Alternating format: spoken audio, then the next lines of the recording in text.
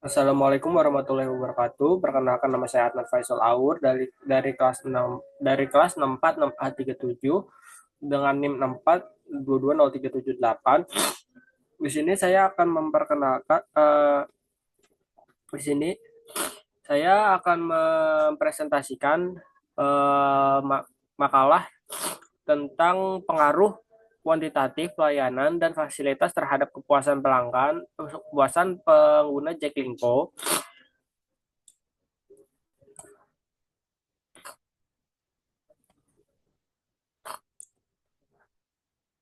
Untuk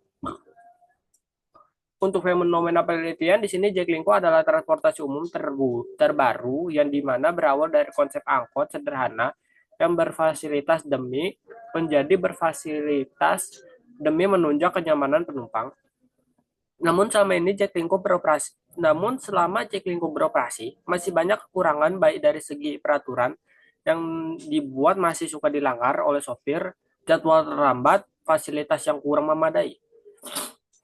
Untuk data penelitiannya di sini kita dapati dari konsumen atau masyarakat Jakarta yang menggunakan mode transportasi Jaklingko, di mana kita berawal mendengarkan narasumber lalu kita teliti dengan menggunakan kuesioner dan sudah di 76 pengguna mengisi kuesioner 75 pengguna sudah mengisi kuesioner tersebut. Untuk rumusan masalahnya di sini, apakah terdapat pengaruh pelayanan terhadap kepuasan pengguna Jaklingko? Yang kedua, apakah terdapat pengaruh fasilitas terhadap kepuasan pengguna Jaklingko? Yang ketiga, apakah terdapat pengaruh antara pelayanan dan fasilitas terhadap kepuasan Jaklingko? Untuk kerangka pemikirannya di sini untuk yang pertama pelayanan Jaklingko itu ada di X1, fasilitas Jaklingko itu ada di X2, dan kepuasan pengguna di sini ada Y. Untuk populasi dan sampel di sini populasi yaitu semua pengguna Jaklingko di DKI Jakarta yang telah menggunakan layanan lebih dari satu kali di segala usia, laki-laki dan perempuan. Untuk sampelnya di sini ada 75 responden yang memenuhi kriteria populasi, gender, usia, dan pekerjaan. Dipilih dengan teknik purposive sampling. Data dikumpulkan mulai melalui kuesioner. Nah, di sini ada tabelnya di sini. Untuk jenis kelamin di sini didominasi oleh perempuan dengan persentase 72% dan untuk laki-laki hanya 28%. Untuk usia di sini ada bervariasi mulai dari 10 tahun ke bawah, 16 tahun ke bawah, 19 sampai 24 tahun, 60 tahun, 53 tahun, 73 tahun, 44 tahun, 62 tahun, dan 35 tahun ke atas. Dan untuk usia yang mendominasi di sini ada usia dari 16 sampai 24 tahun yaitu 53,3%. Dan untuk pekerjaan dinominasi oleh dua jenis responden yaitu pelajar dan mahasiswa. Untuk mahasiswa di sendiri ada 40% dan untuk pelajar di sini ada 10,7%. Dan untuk uji fasilitas di sini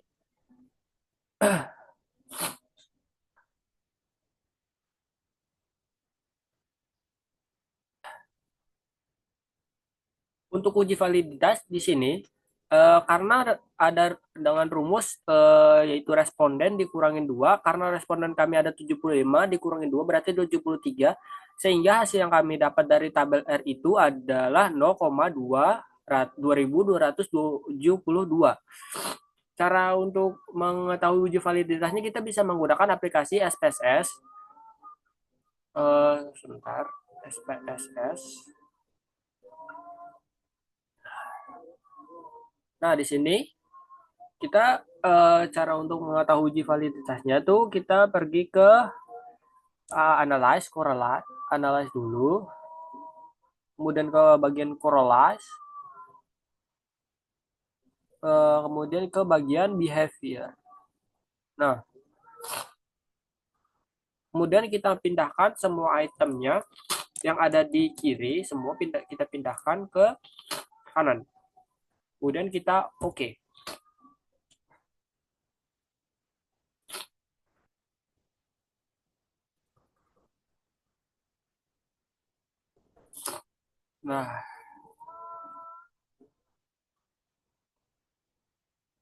Nah, di sini sudah terlihat ya korelasinya. Untuk tabel korelasinya di sini sudah terlihat. Kemudian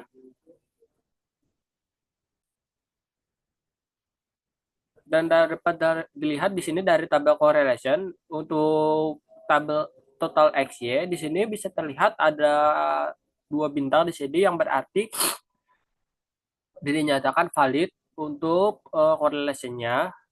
Kemudian mari kita kembali ke ini dulu ke ke PPT-nya.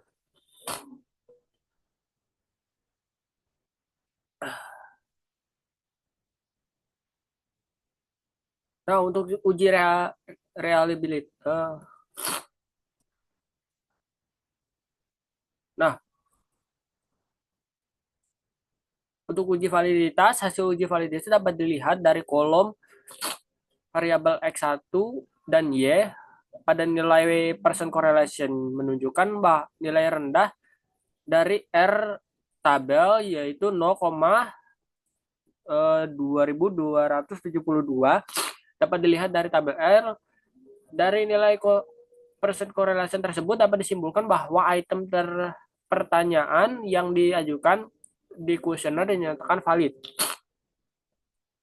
Untuk uji reliabilitas, langkah-langkah uji reliabilitas bisa menggunakan aplikasi SPSS hasil uji reliabilitas.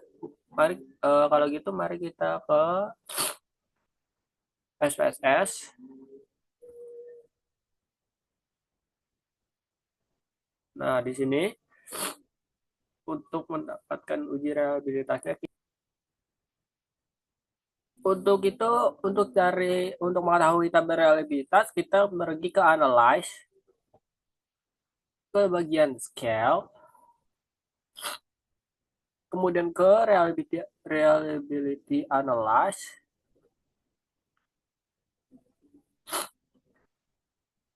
Kemudian kita pindahkan ke semua item kecuali total total kolom variabel.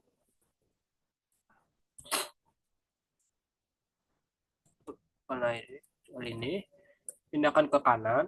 Kemudian kita klik OK.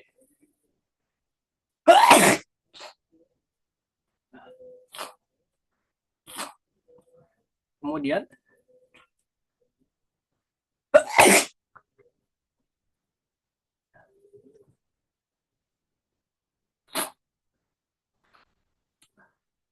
dapat dilihat di sini untuk reliability-nya.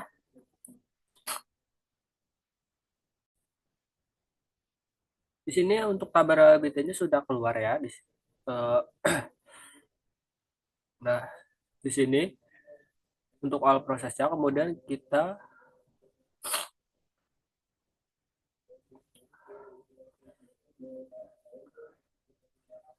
nah di sini pada data kolom Cronbach alpha terdapat nilai 0,879.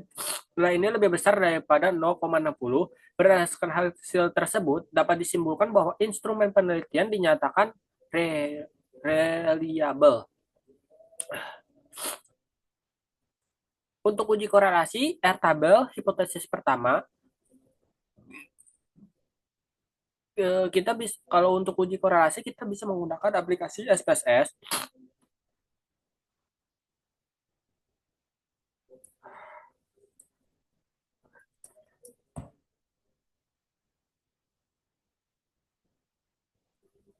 Kita bisa pakai aplikasi SPSS. Untuk uji korelasi kita bisa kembali ke SPSS.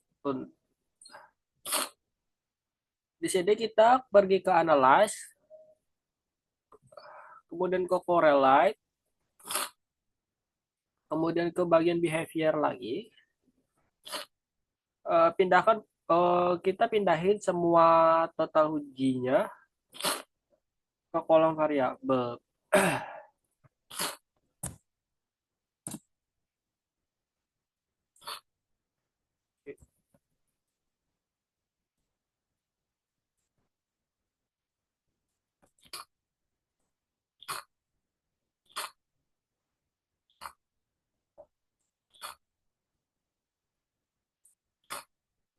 Mari kita pindahkan satu.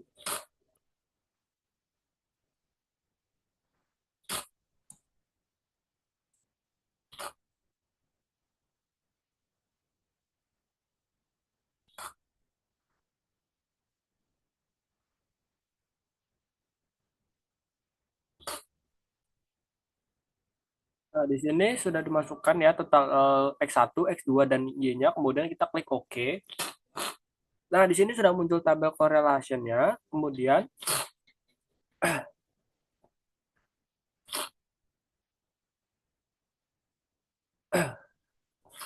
ini tabel korelasinya sudah muncul ya. Kemudian kita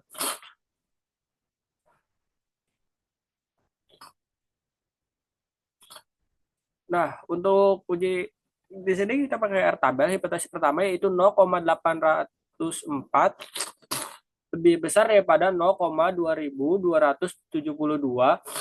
H1 diterima dan H0 ditolak. Itu artinya H0 tidak ada hubungan dengan X1 dan Y. Untuk H1-nya ada hubungan. Untuk kesimpulannya adalah H1 diterima karena X1 atau pelayanan sangat mempengaruhi Y atau yaitu kepuasan. Untuk hipotesis kedua yaitu 0,806 lebih besar daripada 0,2272 yang artinya H1 diterima dan H0 ditolak, yaitu H0 tidak ada hubungannya dengan X2 dan Y. H1 ada hubungannya. Kesimpulannya dari hipotesis kedua yaitu H1 diterima karena X2 atau fasilitas sangat mempengaruhi yaitu kepuasan. Untuk uji regresi di sini kita kembali ke SPSS.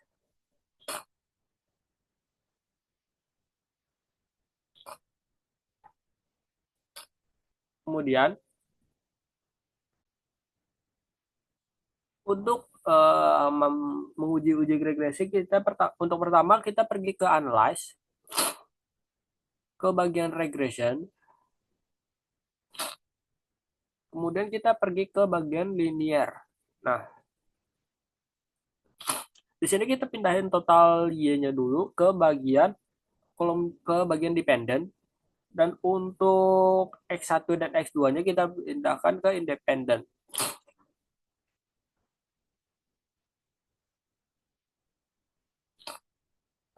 Nah, kemudian kita ke bagian statistik. Untuk yang kita checklist di sini adalah model fit, R square. Untuk berarti semuanya di sini kita checklist yang ada di sini. Kemudian kita ke bagian kita continue, kita ke bagian plots. Untuk kolom Y-nya diisi sama S rate. Untuk kolom X ya kita isi pakai Z rate.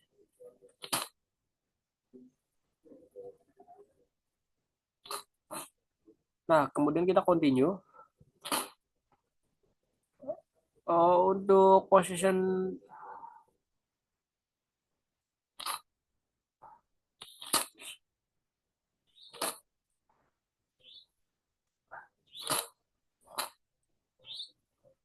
entry-nya kita ke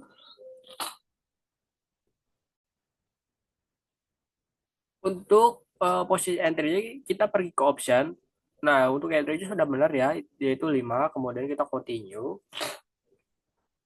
Kemudian kita klik OK.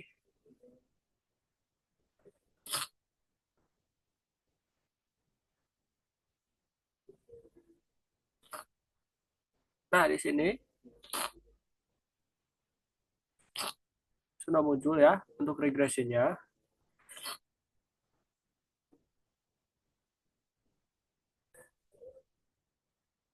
Nah, di sini sudah muncul ya. Bentar. Ya, di sini sudah muncul tabel regresinya mulai dari deskripsi statistik, correlation, kemudian ke variabel enter, kemudian summary, ANOVA, kemudian conflict lens, kemudian ke dialog practice, kemudian reschedule, kemudian di sini ada tabelnya. Lalu untuk hasil hasil hipotesis dari uji regresinya di sini ada X1 itu pelayanan, kedua X2 itu fasilitas, dan Y itu kepuasan. Untuk uji parsial di sini menggunakan tabel T. Persamaan regresi yaitu rumusnya Y sama dengan A tambah B dikali BX1 BX1 ditambah BX2, yaitu Y sama dengan 2,846 ditambah 0,414 di X1, kemudian ditambah dengan 0,427 X2. Yaitu untuk T di sini 4,912. Untuk tabel T di sini ada N kurang 2, yaitu 75 kurang 2 sama dengan 73, yaitu 1,993, yang artinya 4,912 lebih besar daripada 1,993, yang artinya T hitung lebih besar daripada T tabel, yang artinya H1 diterima dan H0 ditolak. Untuk hipotesisnya di sini H0 yaitu X1 tidak mempengaruhi Y, dan H1 X1 yaitu X1 mempengaruhi Y, yang artinya H1 diterima karena X yaitu pelayanan mempengaruhi Y yaitu kepuasan. Untuk hipotesis kedua di sini yaitu T sama dengan 5,011, yang artinya T tabel, yaitu N dikurang 2, yang artinya 75 dikurang 2 sama dengan 73, sama seperti tadi 1,993, yang artinya 5,011 lebih besar daripada 1,993, yang artinya T hitung lebih besar daripada T tabel, yaitu H1 diterima dan H0 ditolak. Hipotesisnya adalah H0 X tidak mempengaruhi Y dan H1-nya X mempengaruhi Y, yang artinya H1 diterima karena X2 fasilitas sangat mempengaruhi Y, yaitu kesimpulan. Kemudian untuk uji simultan di sini kita menggunakan tabel ANOVA, yang untuk hipotesisnya itu tabel ANOVA dengan kolom F, yaitu DF sama dengan N dikurang K plus 1 sama dengan 75 dikurang 3 plus 1 sama dengan 71. Untuk H1-nya diterima, ada pengaruh antara X pelayanan dan X2 yaitu fasilitas terhadap Y yaitu kepuasan. Untuk H0 tidak diterima, untuk H0 diterima yaitu tidak ada pengaruh antara X1 pelayanan dan X2 fasilitas terhadap Y kepuasan. Untuk tabel F-nya di sini kita dapat di angka 3,126. Untuk F hitungnya di sini lebih besar pada F tabel, yang artinya H1 diterima dan H0 ditolak, yang artinya 101,334 lebih besar daripada 3,126. Kesimpulannya adalah X1 dan X2 berpengaruh terhadap Y. Kemudian untuk uji koefisien determinasi, kita pakai tabel model summary, yaitu D sama dengan R2 dikali 100 sama dengan 0,738 dikali 100%. Yang yaitu didapatkan hasil 73,8%.